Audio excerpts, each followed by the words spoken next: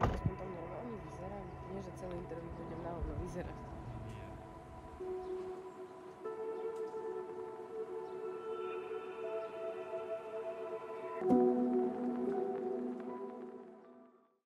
No, takže ja sa volám Mariana Boháč, ja som z Kyjeva, mám 18 rokov a študujem interiérový dizajn. No, ja ľúbim taký, že rock, metal, takú ťažšiu hudbu. Áno, teraz som bola v Budapešti na mojej obľúbenej skupine a to bolo fakt výborné.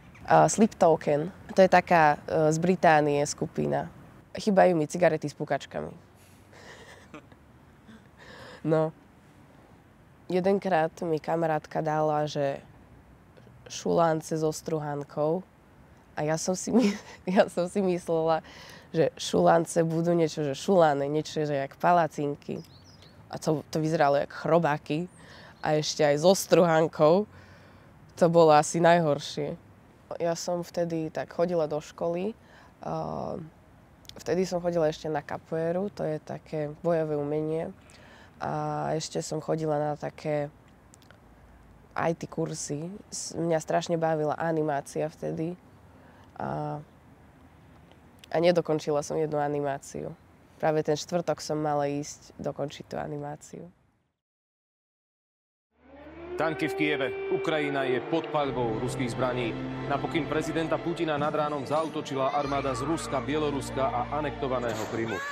Z Ukrajiny prichádzajú správy o desiatkách obetí.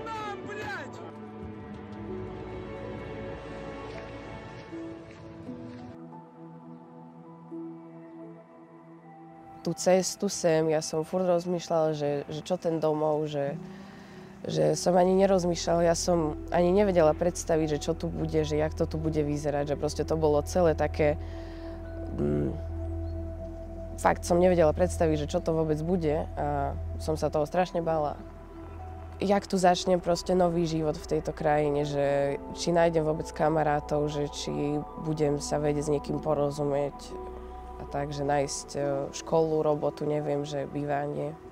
No, na Slovensku ma prijali dobre, fakt, ja som za tie 2,5 roka, čo som tu, ja som skoro ani jedenkrát som sa nestretla s takou, že negatívnou reakciou, že som z Ukrajiny, že a prijali ma super, že aj v tej škole všetci mi pomáhali, aj keď som sa bála aj povedať slovo, ale všetci mi fakt pomáhali.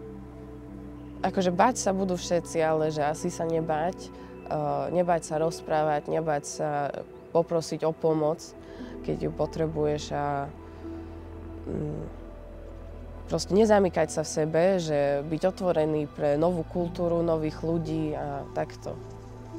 25. februára 2022. A bolo to, no nebolo to rozhodnutie, to bolo skôr nútené.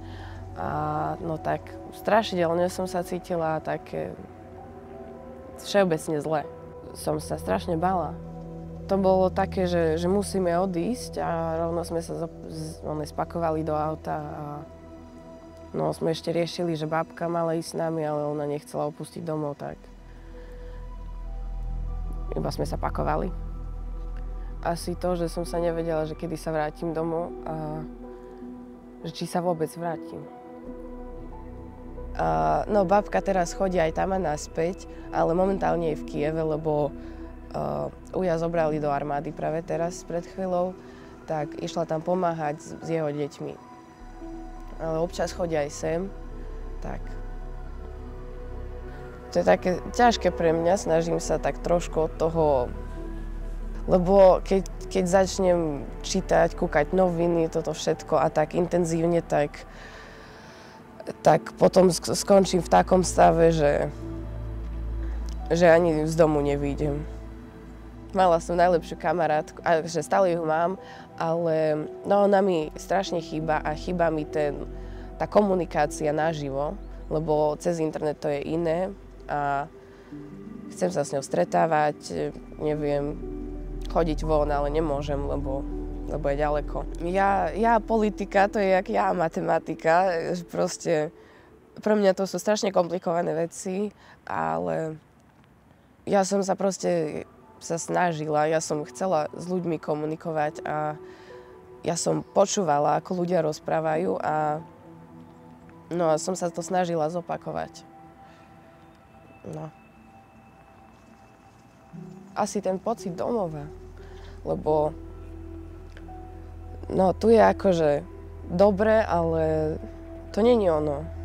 Nevyrastala som tu, nemám tu toľko spomienok, že proste hlavne ten byt, ten kamarát, toto mesto, proste to je iné, ale to nie je ten domov. Občas pláčem kvôli tej situácii. Nepomáha to, však čo, vojnu to neskončí.